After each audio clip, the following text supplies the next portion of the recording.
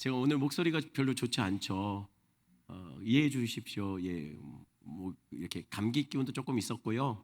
그리고 청년부 수련회 가서 인도하다 보니까 목소리가 좀 쉬었습니다. 혹시 집에 들어온 여러분 댁의 청년들은 목소리가 쌩쌩해서 들어왔다면 오늘 밥 차려주지 마세요. 아니 담임도 이렇게 목소리가 쉬었는데 예, 아니 진짜 그러지만 안 됩니다.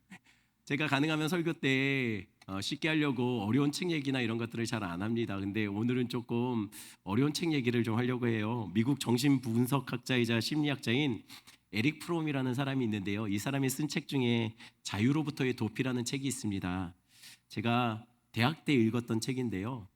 따져보니까 한 30년 전이었던 것 같아요. 읽은 책인데 그래서 기억이 잘 안 나요. 근데 여전히 마음속에 이렇게 굵직하게 내 마음을 울리는 질문이 있는데 이 책의 핵심적인 질문입니다. 그건 정말 인간이 자유를 원하고 있을까? 라는 질문이에요.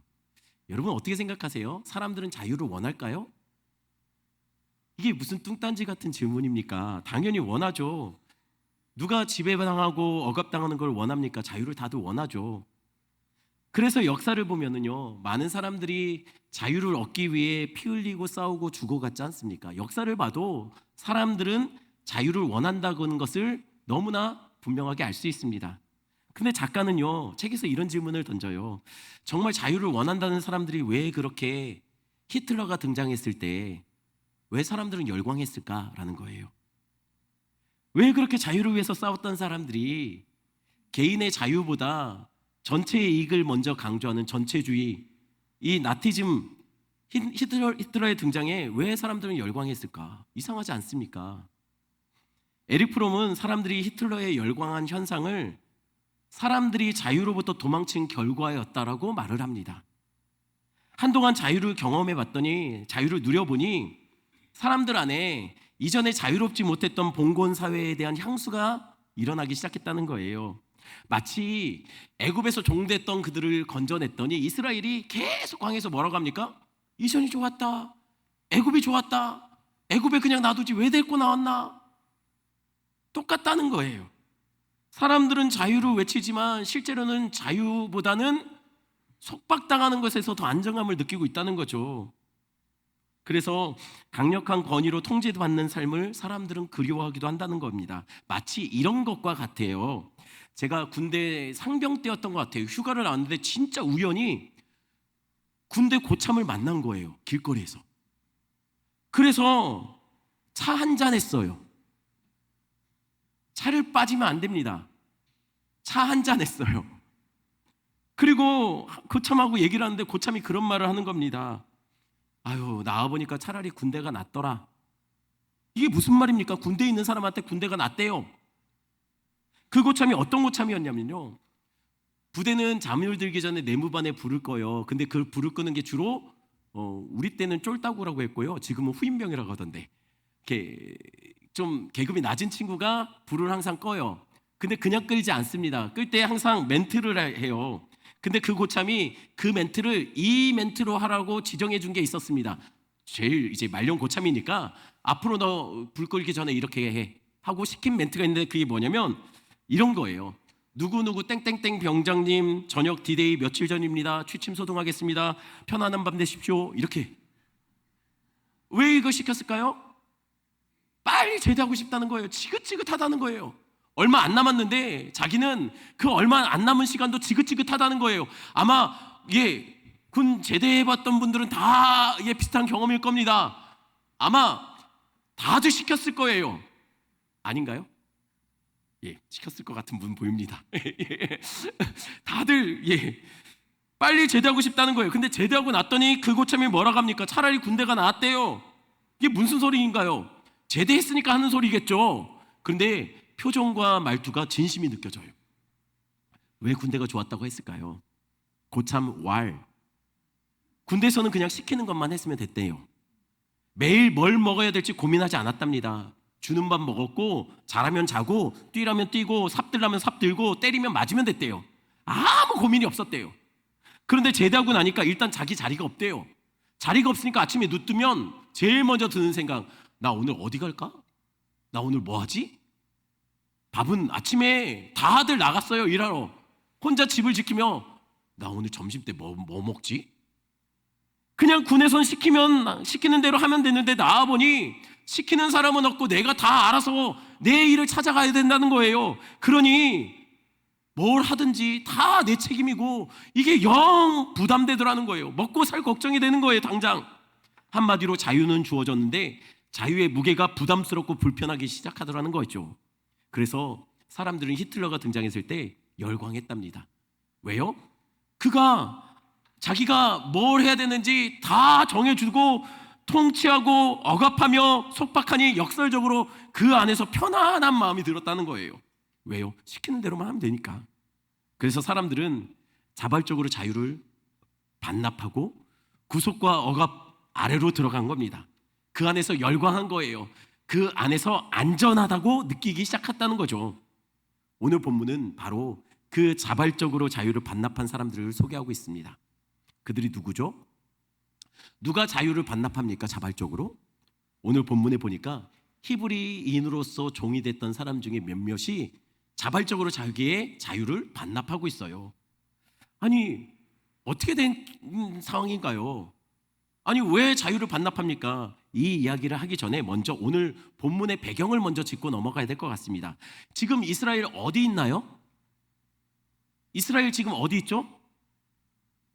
출애굽기 21장에 있죠. 지금 출애굽기 21장은 어디에서 기록된 겁니까? 어디서 나온 얘기입니까? 사건입니까? 시내산이요. 아시면서다. 시내산이 꽤 오래 있었거든요. 시내산에서 그러면 이스라엘은 뭘 했을까요? 여기서 시내산에서 하나님의 이스라엘 백성은 하나님의 백성이 되기 위해서 이곳에서 언약받고 언약 그 말씀을 경고히 하고 있는 과정을 밟아가고 있어요. 근데 언약이 기본적으로 4가지 요소가 있다고 했죠. 다 안 물어볼 거예요. 세 번째 요소가 뭔지 혹시 기억나십니까? 언약의 규범들, 법규들이에요.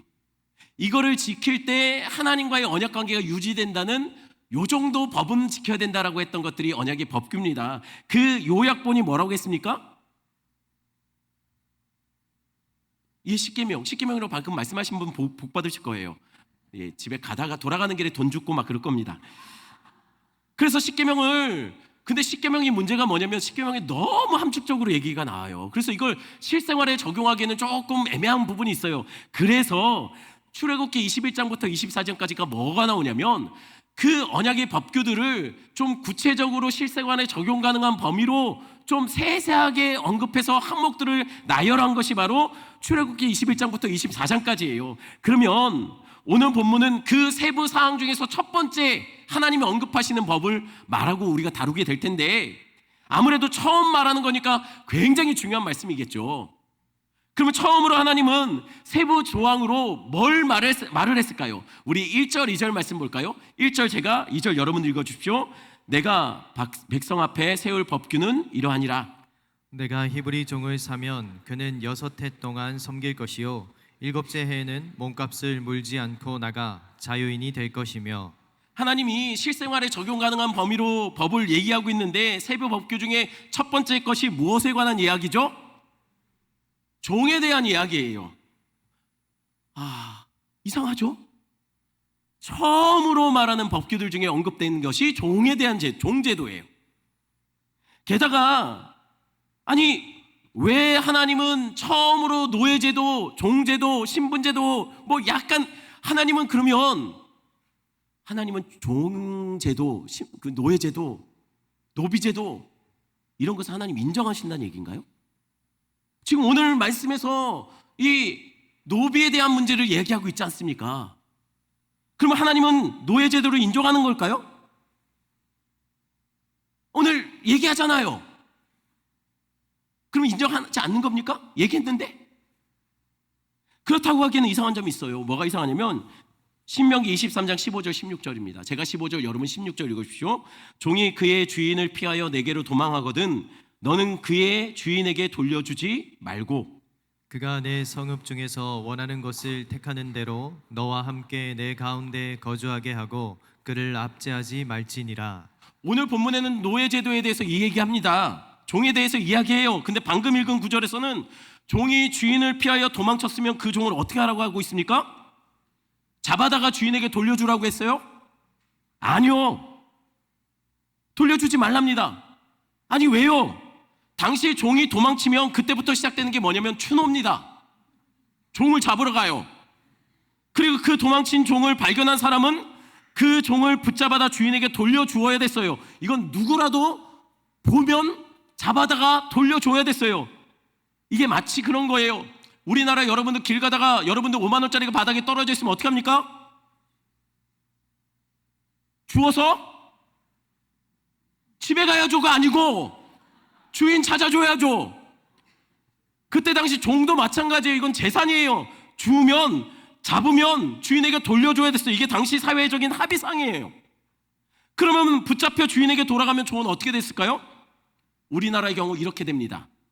멍석말이요. 당시 나라들도 마찬가지였어요. 다시는 도망칠 엄두를 못 내도록 완전히 심한 매질을 당하거나 때로는 다른 종들에게 본보기 삼고 위해서 죽이기도 했어요. 그런데 하나님은 도망친 종을 어떻게 하라고요? 가까운 경찰서에 신고하라고 합니까? 아니요, 주인에게 알리지 말랍니다. 알리지만 않는 게 아니고 거주할 거처도 알아봐 주랍니다. 그리고 압제하지 말고 그를 못살게 굴지 말고 이웃처럼 대해주래요. 그럼 앞뒤가 안 맞는 거잖아요. 오늘 본문에서는 종에 대해서 얘기하고 왜 신명기에서는 그 종 제도를 뿌리채 흔드는 근간을 흔드는 듯한 명령을 하느냐라는 거예요. 그러니 뭐가 맞을까요? 하나님 노예제를 인정합니까? 인정하지 않습니까? 그럼 이건 이렇게 한번 설명해 볼게요. 나라마다 조금씩 규정은 좀 다르지만 대부분의 나라들은 경찰에게 총을 지급합니다. 우리나라도 제한적이지만 경찰에게 총을 지급해요. 그런데 종종 경찰이 범인을 제압하는 과정 속에서 총기로 사람을 다치게 하거나 죽이게 되는 경우가 종종 있죠. 그러면은 그때 그 총을 사용해서 사람을 다치게 했거나 죽인 경찰은 어떻게 됩니까? 총을 쓰라고 줬잖아요. 쓰라고 준 총을 썼는데 그래서 사람이 다치고 죽었는데 경찰은 어떻게 됩니까? 대부분 징계를 받거나 법정에 섭니다. 아니 왜 쓰라고 준 총을 썼는데 왜 징계를 합니까? 이럴 거면 주지 말아야죠. 줘놓고 마음대로 못 쓰게 하면 이게 말이 안 되잖아요. 사실 제일 좋은 거는요, 경찰이 총을 들고 다니지 않아도 되는 사회가 만들어지는 게 제일 좋아요. 그런데 그렇게 안 됐잖아요. 갈수록 범행은 더 위험해지고 더 흉악범들이 많잖아요. 사회가 악하니 어쩔 수 없이 경찰에게 총기를 주어서 그래서 시민과 경찰 자신도 제압하는 과정 속에서 보호받을 수 있도록 준 겁니다. 제한적으로 사용하라고요. 마찬가지입니다. 하나님은 누구도 누군가의 종이 되는 것을 원치 않으세요. 노예제를 하나님 원하신 게 아니에요. 그런데 문제는 사회가 악해요. 그래서 사회가 자꾸만 노비를 종을 만들어내니 그 악한 세상에서 하나님은 종이 혹여나 주인에게 너무 심한 폭력과 압제를 당해서 고통받지 않도록 안전장치를 만들어준 거예요. 그게 오늘 본문의 이야기라는 거예요. 기억하십시오. 하나님은 누구도 누구에 의해서 억압당하거나 압제당하거나 갑질당하는 것을 원하지 않으세요. 여러분, 성도는요, 혹여나 내가 같이 일하는 사람, 내가 신분이 높다고, 지위가 높다고, 또는 내가 누군가에게 뭔가를 이렇게 시키는 위치에 있다라고 갑질하시면 안 돼요. 이전에 뉴스에 참 부끄러운 일이 한 번 있었죠. 어떤 모녀가 식당에서 그 식당에 있는 그 주인한테 막 쌍욕하면서 욕했던, 근데 그게 뉴스에 나올 때 뭐라고 나왔냐면 그분이 나이 많이 드신 분이 여자 목사님이시래요. 죄송합니다. 그 목사 아니에요. 목사라는 명칭 불린다고 목사가 아니잖아요. 저도 목사 아니에요. 저도 목사로 불리지만 전 목사로 갑을 받았어요. 여러분 그러시면 안 된다는 거예요. 우리는 우리와 함께 일하는 사람을 행복하게 만들어야 될 책임이 있어요. 하나님은 누구 밑에서 힘들어하거나 억압당하는 것을 원치 않으십니다. 그런데 여러분 이것을 어떻게 할 수 있을까요? 이스라엘이 종되었던 애굽 땅에서 불러내신 분이 누굽니까? 하나님이에요. 하나님이 종되었던 그들을 불러내셨는데 그들이 다시 종의 자리로 들어가는 것을 하나님 기뻐하실까요?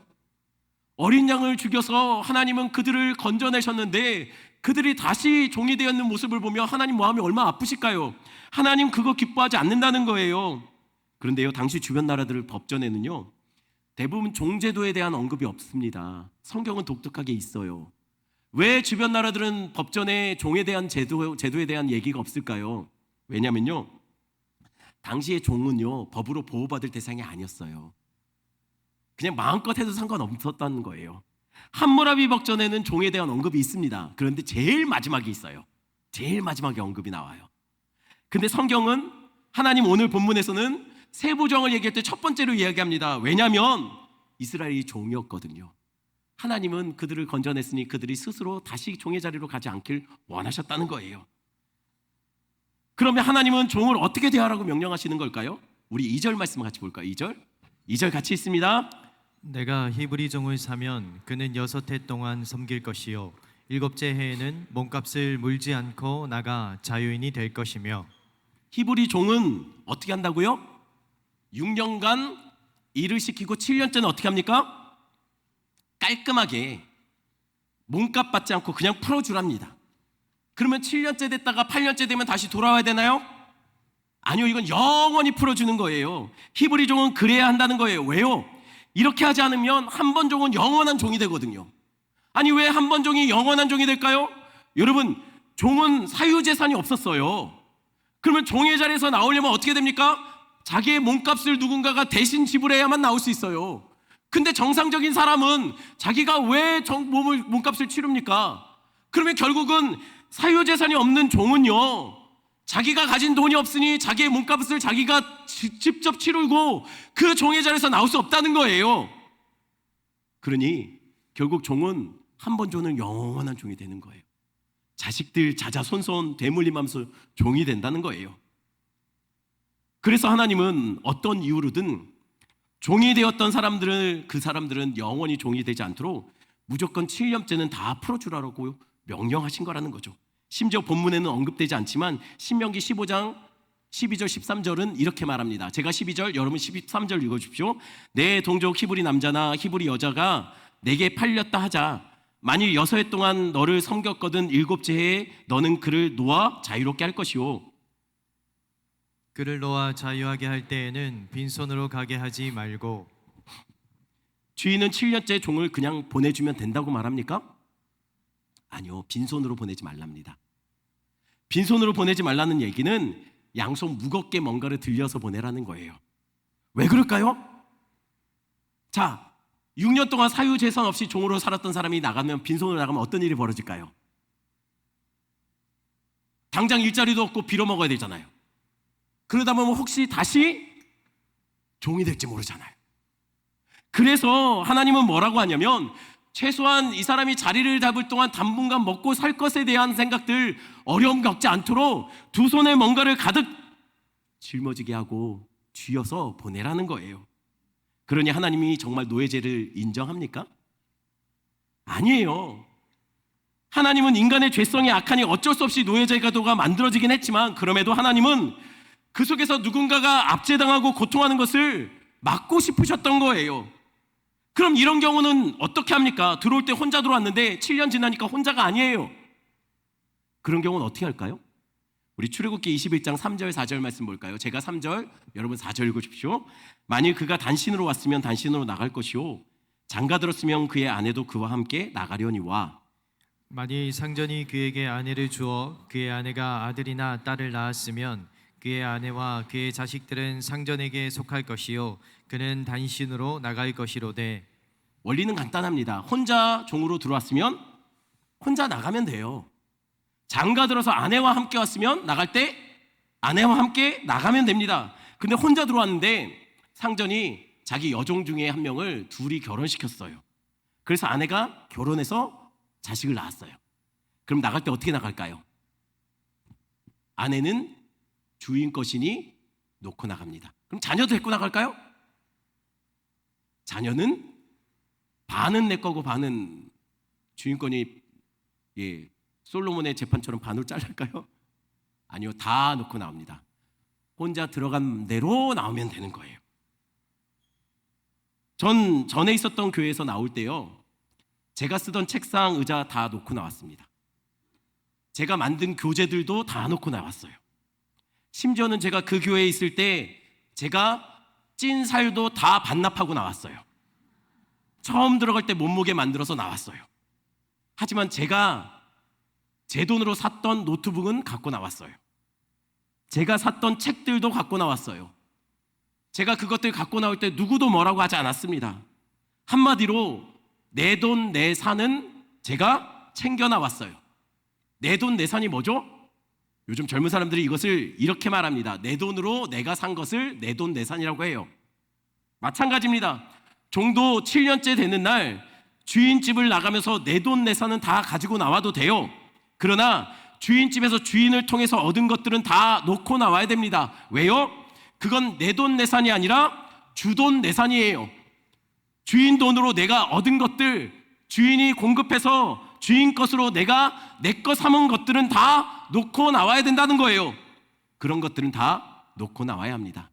들어갈 때 가지고 간 것만 갖고 나와야 된다는 거예요. 기억하십시오. 우리도 이 땅에서 때가 되면은요, 이 땅에 우리를 잡고 있었던 모든 우리의 책임들, 굴레들, 족쇄들 다 끊고 우리도 이 땅을 떠날 때가 올 거예요. 그때 우리는 이 땅에서 가졌던 모든 것 다 내려놓고 떠나게 될 겁니다. 그렇게 안 믿고 안 쓰고 모은 통장 잔고들, 죄송하지만 다 너의 것 될 겁니다. 다 놓고 갈 거예요. 옷장에 넣어두고 비싼 옷 있잖아요. 그거 아끼고 묵혀둔 거 가끔 정말 아무 때 정말 1년에 한두 번 입을까 말까 할 정도로 아껴뒀던 그 브랜드 옷, 죄송하지만 그거 놓고 갈 거예요. 남의 것 될 겁니다. 비싼 골프채 못 들고 가요. 천국에는 골프장이 있는지 없는지 모르겠어요. 그런데 다 놓고 갈 겁니다. 취미생활로 하나하나 옆 사람들이 도대체 그거 쓸데없이 왜 사냐, 돈 아깝다, 그 요거 넘어가면서 하나하나 모았던 것들도 다 놓고 갈 거예요. 왜요? 내 돈 내산인데 왜 내가 못 갖고 갈까요? 정말 그것이 내 돈 내산일까요? 우린 이 땅에 올 때 알몸과 빈손으로 왔어요. 갈 때도 알몸과 빈손으로 갈 겁니다. 이 땅에서 우리가 가진 것은 알고 보면 내 돈 내산이 아니에요. 주돈 내산이에요. 주님이 주셔서 가지게 된 거예요. 주님이 주셔서 허락하셔서 우리에서 맡겨서 우리가 가지고 있었던 겁니다. 우린 그저 관리인, 청직이었던 거죠. 그러니 떠날 때 우리는 다 놓고 갑니다. 빈손으로 알몸으로 가게 될 거예요. 하지만 기억하세요. 그래도 우리 하나님 우리를 빈손으로 알몸으로 보내지는 않으신다는 거예요. 그러면은 하나님 어떤 모습으로 우리를 그 앞에 서게 만들까요? 하나님은요, 이 땅에서 우리가 입었던 죄의 종된 옷을 벗어 던지고 예수로 옷 입고 아들 옷으로 입고 의의 옷을 입혀서 하나님 앞에 세우실 겁니다. 우리는 이 땅의 모든 것을 다 놓고 가도 억울하거나 미련을 가질 필요가 없어요. 왜냐하면 우리는 빈손으로 가는 것이 아니라 천국에 우리의 영원한 처소, 우리의 기업이 마련되어 있기 때문입니다. 기억하십시오. 이 땅이 아무리 좋아도 천국보다 좋은 곳은 이 땅에 없습니다. 이곳이 아무리 재밌어도요, 우리 주님 만나는 기쁨보다 크지 못합니다. 그래서 하나님은 우리가 이 땅에 사로잡혀 사는 자들로 사는 것이 아니라 때가 되면 모든 죄악과 어둠의 권세를 끊고 자유함으로 천국에 다 입성하기를 하나님 원하신다는 거예요. 하지만 떠나려고 보니까 문제가 생겨요. 어떤 문제냐면 5절입니다. 5절 같이 있습니다.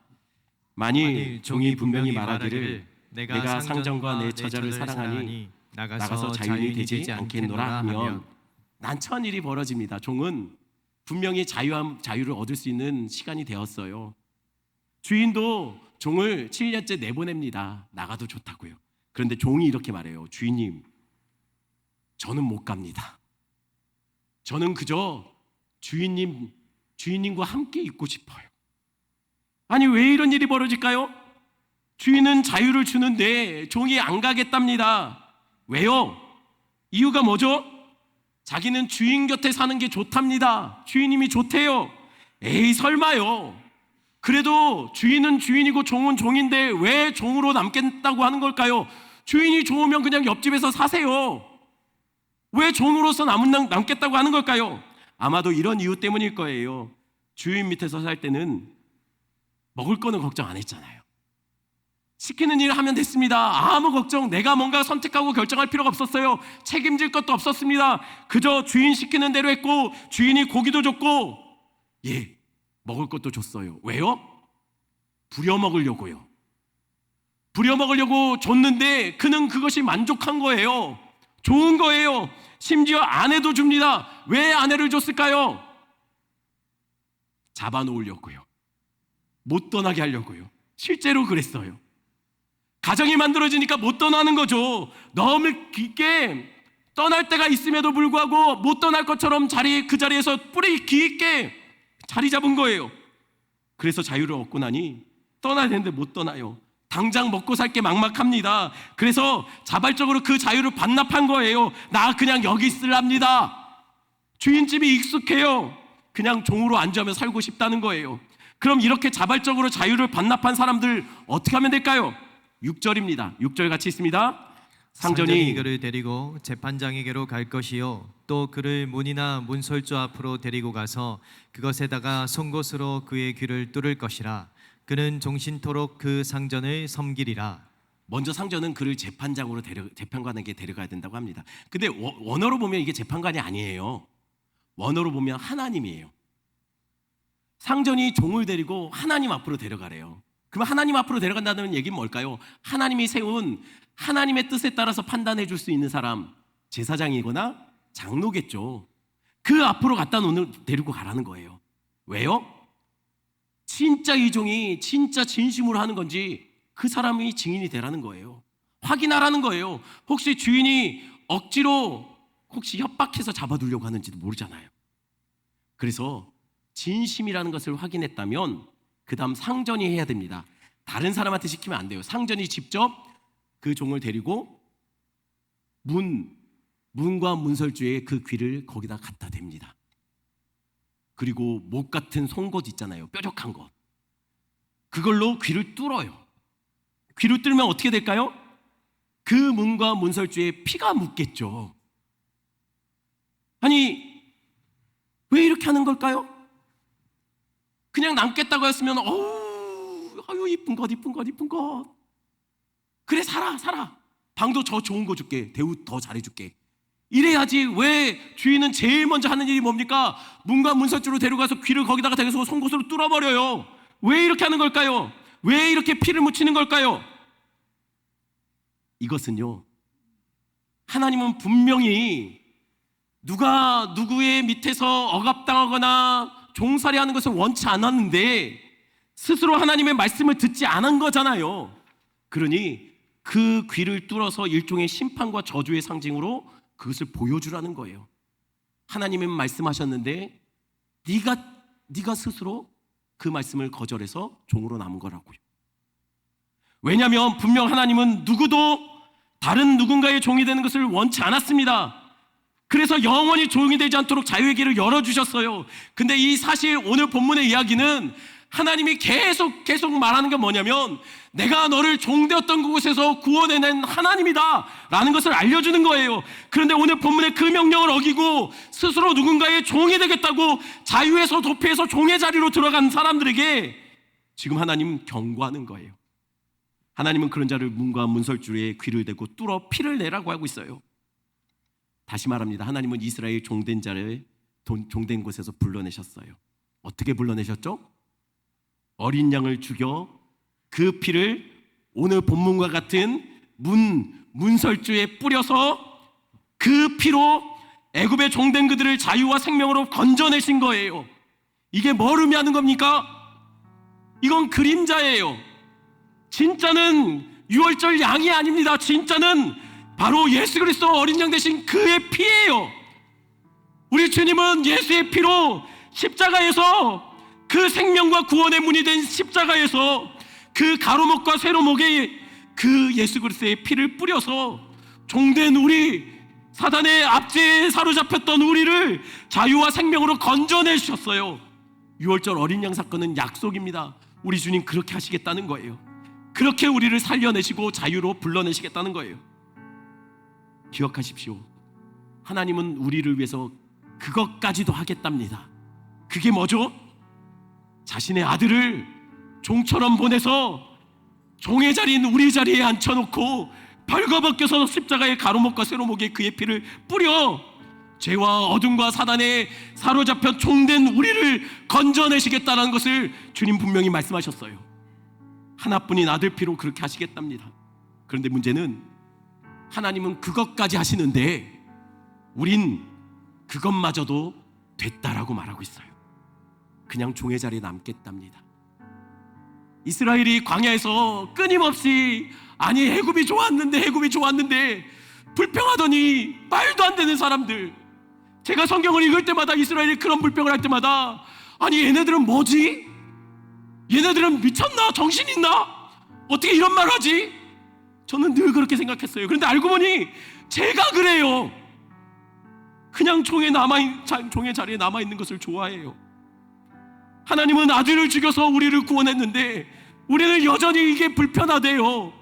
왜 하나님이 우리를 자꾸만 이 자리로, 왜 세상에 즐거움을 끊어내는 자리로 왜 불러내셨냐는 거예요. 그냥 이대로 두라면, 그냥 두지 왜 하나님 자꾸만 나를 귀찮게 말씀으로 제한하시냐는 거죠. 여러분, 죄악이 달콤해요. 너무 달콤해요. 어느 정도로 달콤하냐면요, 반복되는 죄의 습관을 끊어내지 못할 정도로 달콤해요. 기도의 자리에서 매번 기도해요. 하나님 왜 이렇습니까? 하나님 또 그렇습니다. 또 넘어졌습니다. 진짜 안 그러려고 했는데 정말 죄송합니다. 또 넘어졌습니다. 매번 기도하지만 안 돼요. 안 끊어져요. 왜 그럴까요? 달콤하거든요. 그 죄로 인해서 기도하지만 솔직히 우리는 그 죄를 즐기고 있잖아요. 사실은 우린 포기할 마음이 없어요. 죄책감 때문에 기도하는 거지 그 죄를 끊어내고 싶은 마음이 사실은 우리는 애초부터 없었지 않았냐라는 거예요. 우리는 종의 자리를 그리워해요. 애굽의 삶을 그리워합니다. 이전에 방탕했던 것, 내 쾌락과 내 즐거움과 내 원하는 대로 사는 것, 우리는 그걸 좋아해요. 그러니 하나님은 우리를 거기서 건져냈는데, 재현아 너 그러다 죽어, 그 죄악이 너를 울무로 사로잡고 너를 죽음에 이르게 할 거라고 말을 하는데도 우리는 아니에요, 하나님 나 건들지 마세요, 나 하고 싶은 것이 있어요 라고 말한다는 거죠. 하나님은 그럼에도 그 자리에 머물겠다고 하는 사람에게 이렇게 경고합니다. 그를 데려다 문설주의 귀를 뚫어, 내 말을 듣지 않으니 귀를 뚫어 자신의 피로 그 문을 적셔라. 이 말의 의미가 뭘까요? 이 말은 곧 이런 말입니다. 하나님이 그 죄의 권세로부터 자유케 했는데 여전히 죄의 권세를 그리워하면 그에게 주어질 예수의 피의 은혜는 없다는 거예요. 예수의 피를 뿌려, 문에 뿌려, 문설주에 뿌려 종에서 건져냈는데 스스로 죄의 종으로 남고자 하면 이제는 예수 피가 아니라 자신의 피로 물들여야 한다는 거예요. 그러니 혹여나 여전히 끊어내지 못하는 애굽의 습관들이 있습니까? 그 자리에서 떠나셔야 합니다. 종의 자리에서 벗어나 하나님 안에 있는 자유로 여러분들 들어가시는 여러분 되기를 축원합니다. 말씀 택하시면서 이 찬양 하겠습니다.